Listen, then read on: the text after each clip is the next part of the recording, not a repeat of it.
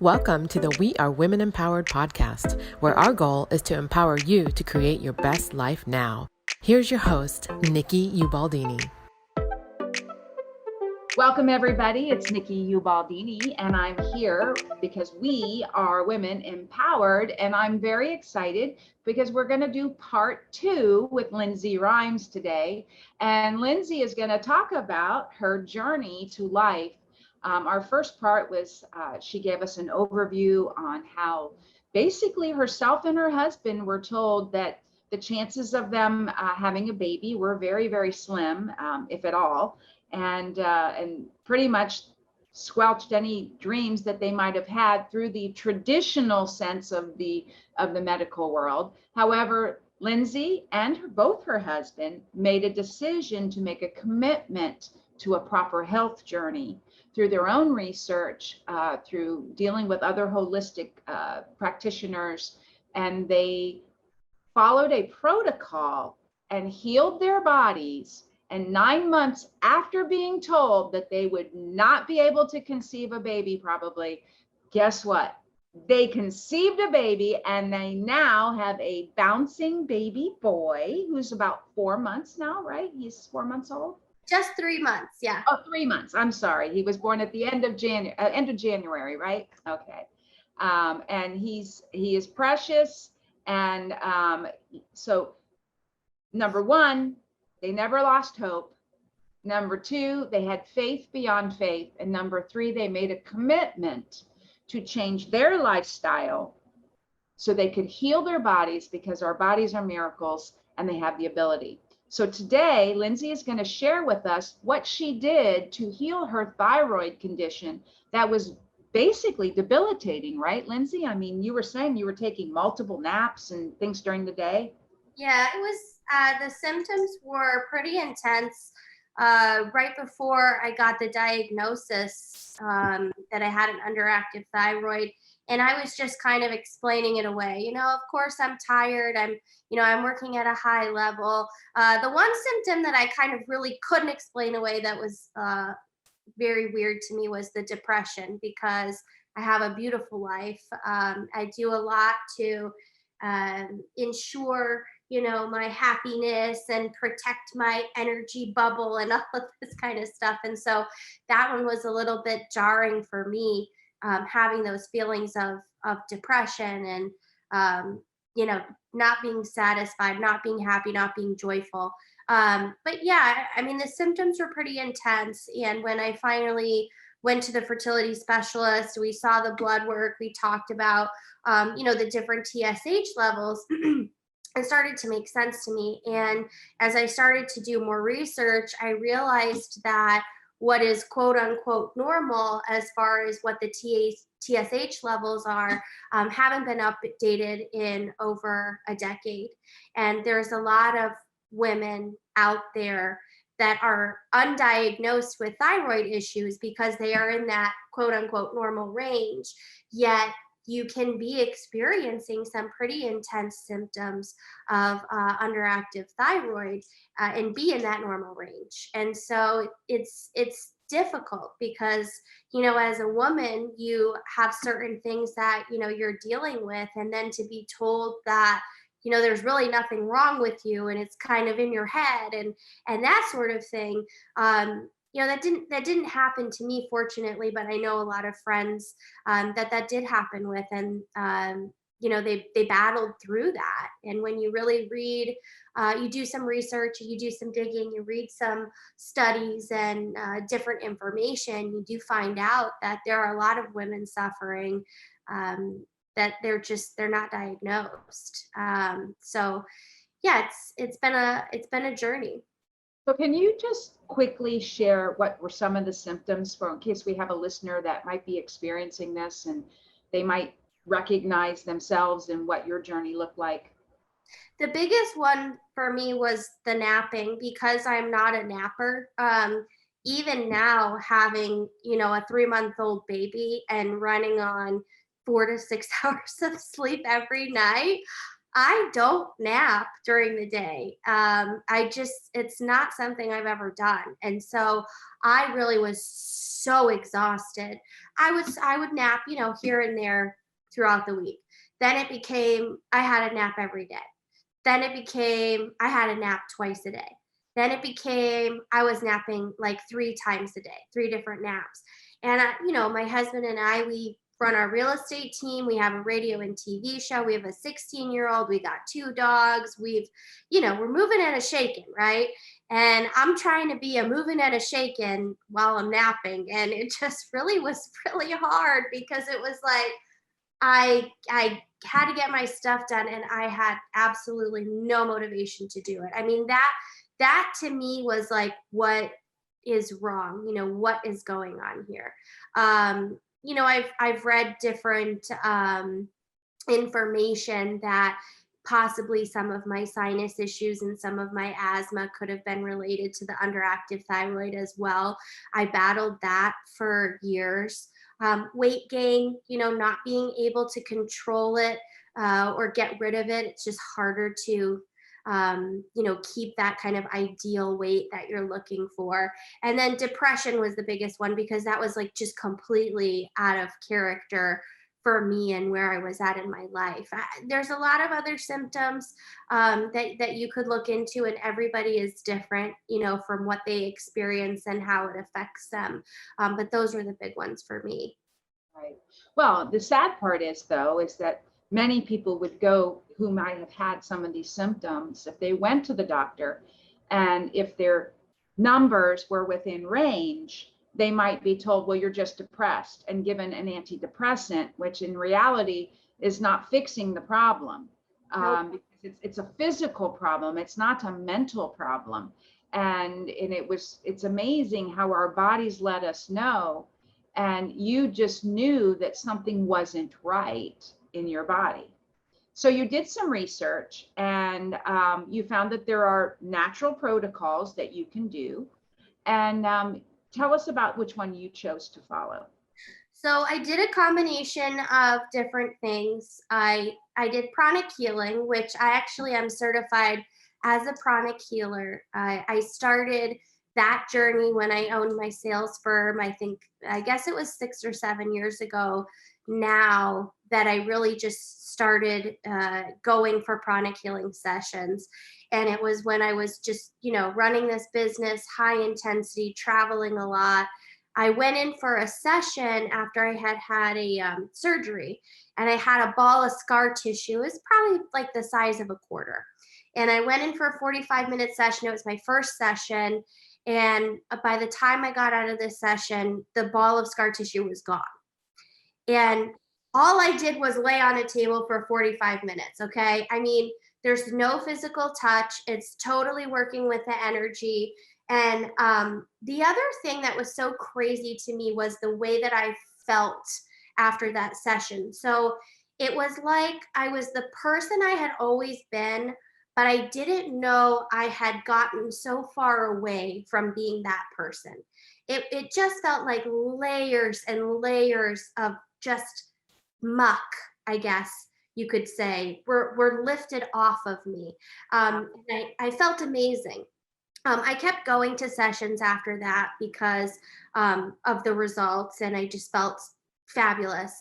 And at a certain point, I looked at Nicole, who is my pranic healing teacher and very good friend, and I said, I need to learn how to do this because I want to take accountability for myself. So I took all the classes. I got certified as a pranic healer. I think I've taken somewhere around 18, 20 different classes with master healers and Nicole and different people across the country. And that was a big thing for me. So I've always received pranic healing sessions that we really focused on that as far as getting the news with the thyroid and, trying to get pregnant and all of that stuff. Before I went to the fertility specialist, we had already been trying for like 2.5 years. Wow. So, and we weren't getting pregnant. And so then we went to the fertility specialist to check things out. look, sometimes it can take a year, 2 years to get pregnant, and nothing's wrong with you, right? So, then I just decided, hey, we're gonna get things checked out. So I continued with the pranic healing.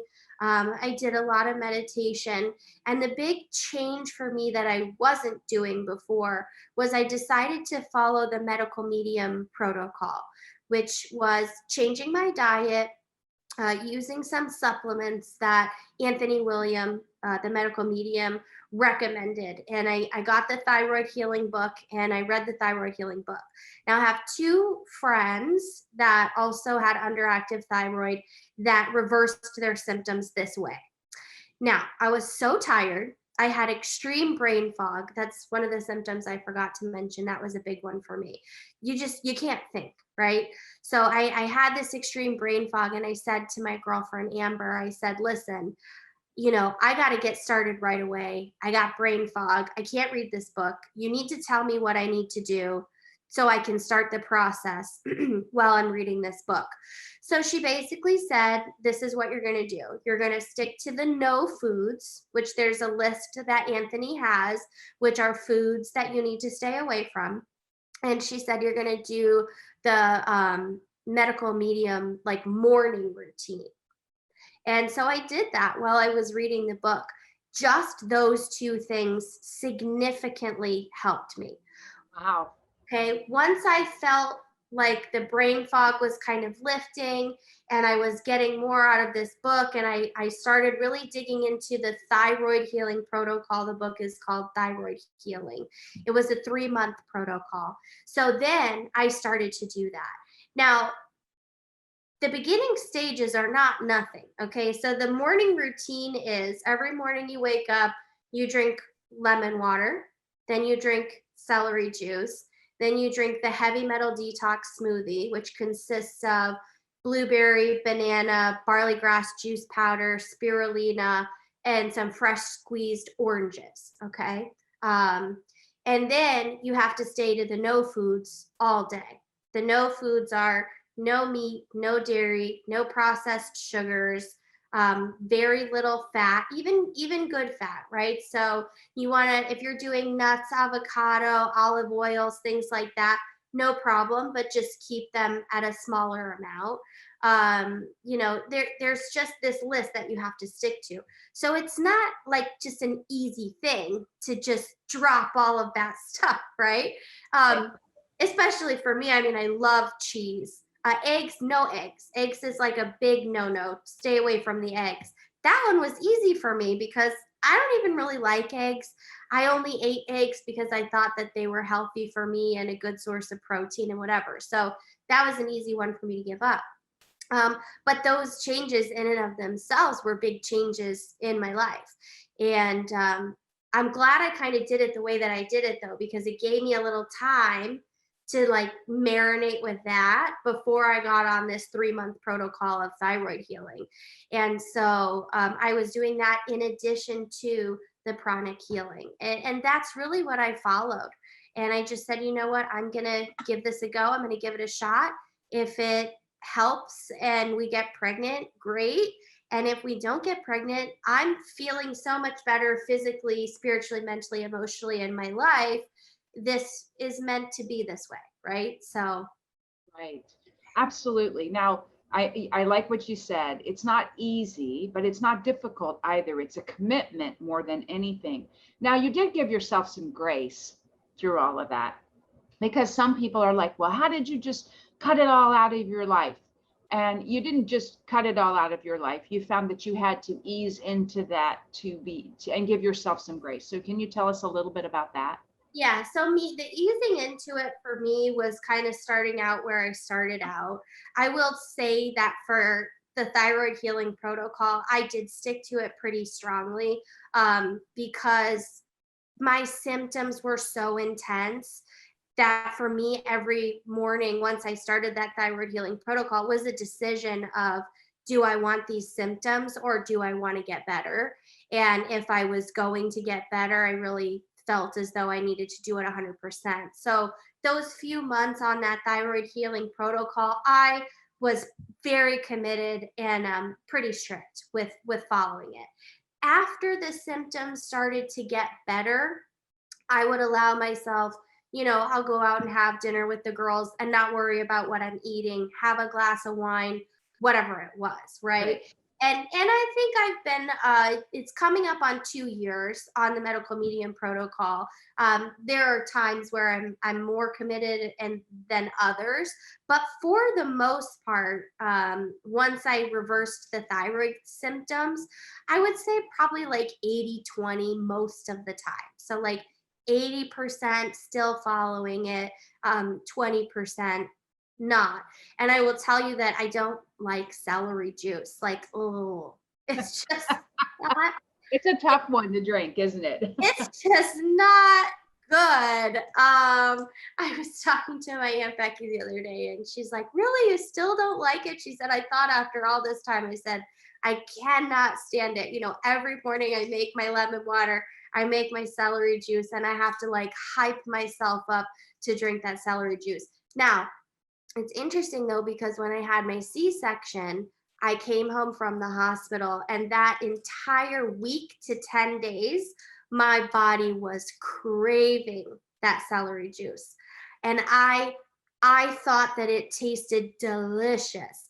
Oh. And yeah, I was like, something is wrong with me because I can't stand it. But I say this because I do understand. I have a lot of friends and family that they deal with medical issues, and they're like, well, I could just never do that because I don't like that, or I like this too much, or whatever. And I mean, you know what, at the end of the day, I don't enjoy drinking celery juice. I really enjoy eating pizza, but there are things that you have to make the decision.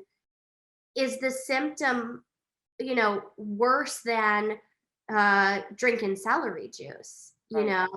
And if celery juice is what works for you, drink the celery juice.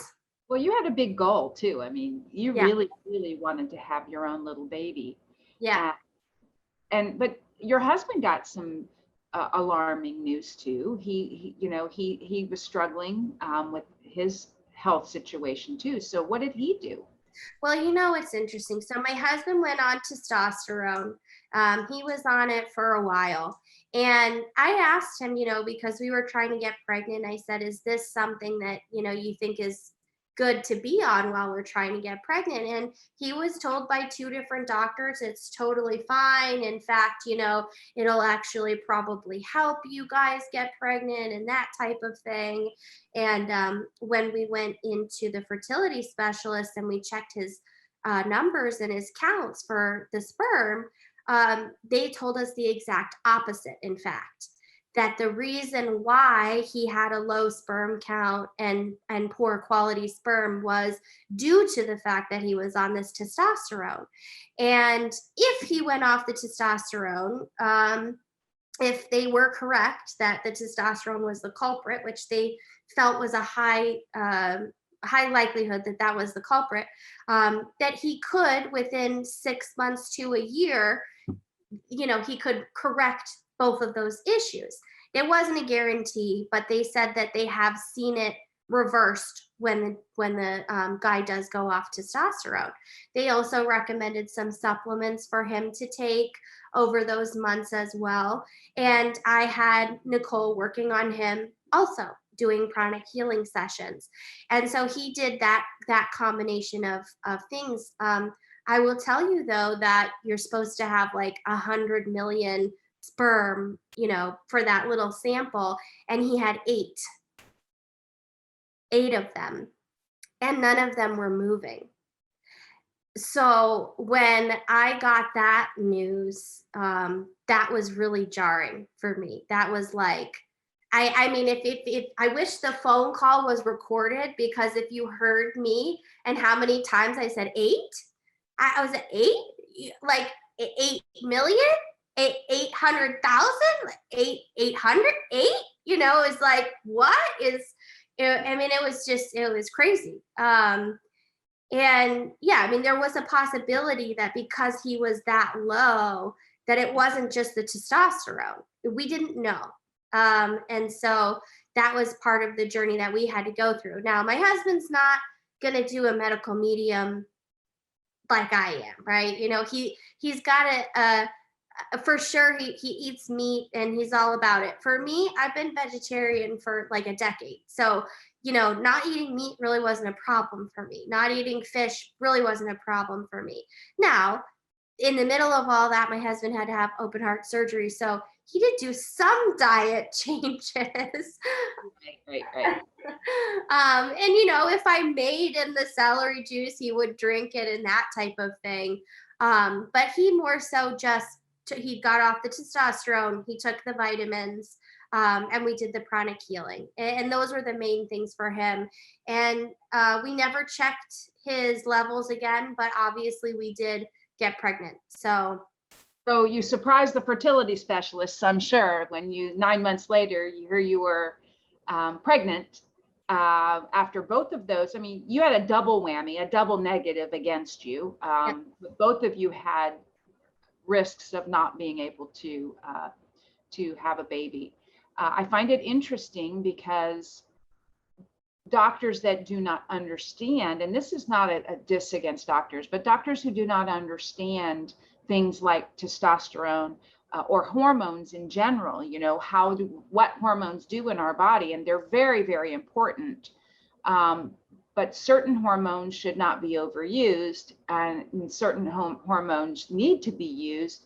And I just find it interesting that he was given testosterone and told that it might help, when in reality, when the specialist said, oh, no, that's the biggest no. yeah.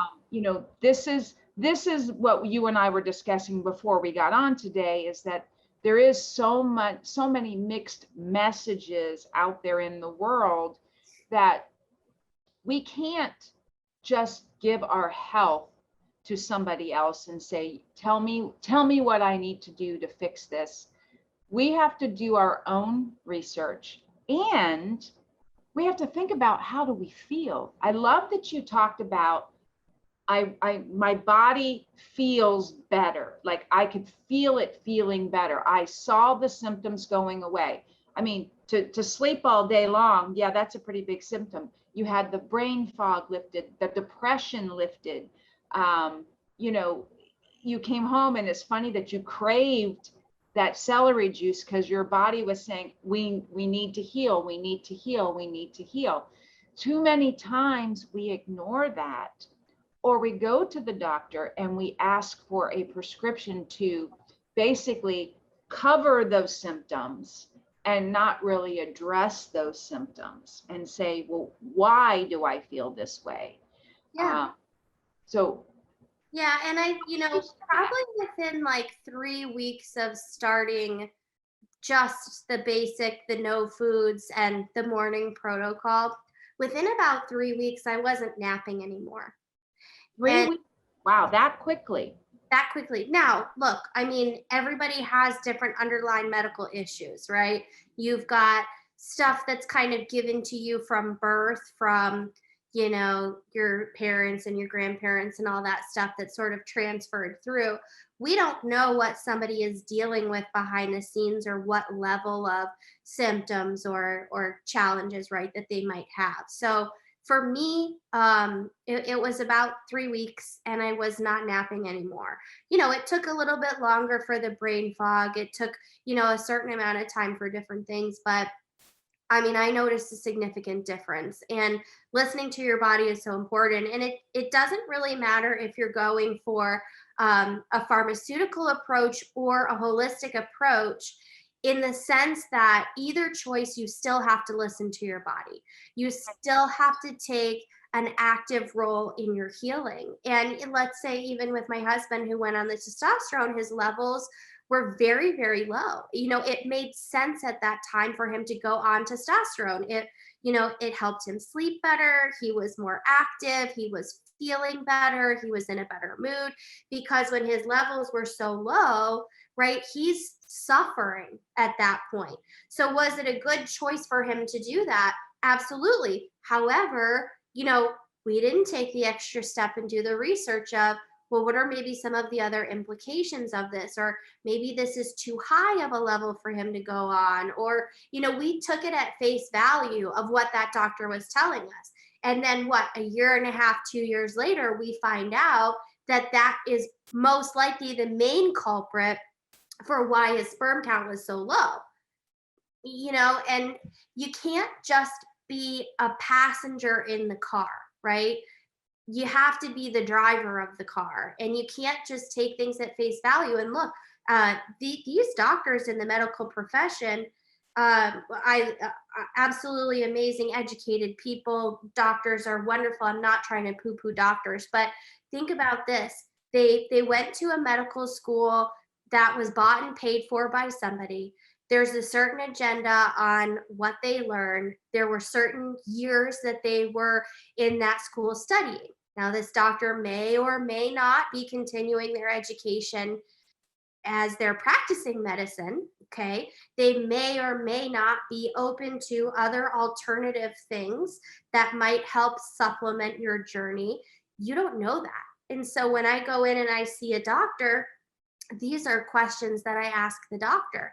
These are things that I talk about, what I do with my healing. If I walk into a doctor's office and I'm a number and we don't talk about my medical history or my symptoms or other pieces of the puzzle, that's really probably not a doctor that I'm going to continue to work with and see, because it's not going to make sense for my healing journey. I made the comment in the last podcast about I was blessed with the doctors that were there for my C-section. I was able to ask a lot of questions, and this doctor was totally comfortable with these questions and answering all my questions. I've had a lot of doctors that think that I am questioning them. They get upset and frustrated, and their ego comes into play. Well, I know better than you. And absolutely, I'm sure there's a lot of information that they know better than me. But who knows the most about me and my body? I do. Exactly. So if we're not going to be able to work as a team and have that conversation, that's going to be a problem for me. And I think a lot of people just go in and listen to their doctor and expect their doctor to fix it. And I've seen that also happen on the holistic side of things. They are seeing a holistic practitioner and they expect this holistic practitioner to just fix their issues. But really, you have to be an active person in this process. How do you feel? I mean, your body is designed to heal itself. Your body, the symptoms, the issues that you have are a direct reflection of an issue in your body or in your state, physically, mentally, emotionally, whatever it is. If you're not the person who's working on those things, then it doesn't matter what anybody else is doing. You're not going to solve the root of the issue. And you're not going to find that healing. And so that's a big piece of it. There's a great book called Love, Medicine, and Miracles, and it's by Bernie Siegel, who's an MD. And he was actually, many doctors ridiculed him and called him a quack because he started asking patients how they felt about things when they would get a heavy diagnosis of some kind, whether it be cancer or something serious and he would spend time talking about the emotional component and how participatory they wanted to be in their health journey. And he describes 3 types of patients. And he talks about how you have about a 10 to 15% who pretty much when they get a diagnosis of whatever kind, it could be a really bad one or just something who just in their mind, they're going to die. They don't care. They don't want to do anything. They're just, they're not willing to, they don't have hope. They don't have faith. They let go. Okay. They just give up. He said, then there's a very large portion of patients that runs about 70%, 70 to 75%. And he said, and those patients are ones that just want to be good patients. And they do whatever the doctor tells them. They don't question the doctor, which you just said you should be questioning. They don't question. They don't ask any questions of the doctor. They do everything the doctor says. and believe that that's going to heal themselves, yet they're not active participants in their healing. So when he goes back and he says, well, that first 10 to 15%, he said they never survive. They almost always die. He said, well, actually, they do all die eventually. I mean, and some sooner than others. And even when they didn't have a horrendous diagnosis, they gave up, so their bodies went away. Then that middle group, he said, it was really a 50-50 shot, because if they were not mentally committed to healing their bodies from an emotional state as well, because there's love and all of these pieces that go in, in place. If they have anger and hate and things in their body, that has to be let go, which is what part of the pranic healing obviously helps to release the muck, as you called it, the muck. He says, and so 50% of them die, and the other 50% survive, some, not with a great journey. He said, but then I have this very small portion, that 10 to 15%. He said, and that's the portion that most doctors believe are difficult patients. He said, they don't like to be questioned. They don't, but these are active participants in their health. Yep. He said, now with those patients, it doesn't matter what the diagnosis is. He said, inevitably, they almost all live. He said it's like 99% of them live, because they've made a conscious choice to participate in their healing. So they're doing a physical healing, they have a mindset for healing, they allow their bodies to heal, they do what the doctor says, but not everything if they don't believe it's what's best for them. Right. So every time that you're given some kind of a pill or a supplement or something, if you don't truly believe that it's healing your body starts questioning it too. So I loved how you said you've got to be an active participant. You also mentioned that not only should you be an active participant, pay attention to your symptoms. Yeah. Whether you're on the pharmaceutical route, which is fine, there's nothing wrong with that. Right. How do you feel? How many people do we know that are taking thyroid medications and still having all of the symptoms? Yeah. But the numbers look good. So it must be all in their head, is what many of them are told. Right. That's not the reality, right? I mean, our bodies tell us what it needs, what it wants. You craved celery juice that you hate. You craved it. And it's funny because I listen to my body. Sometimes I crave salt. And I need to have a little bit of extra sodium in my body, cell salts usually, because that means I'm depleted somewhere. Right. But we don't pay attention to that. A lot of us just go eat potato chips and think, okay, well, I'm craving salt, so I can eat potato chips. Well, that's probably not the answer. Right. Right. There's probably some other deficiency that you need, and that's why you're craving that. But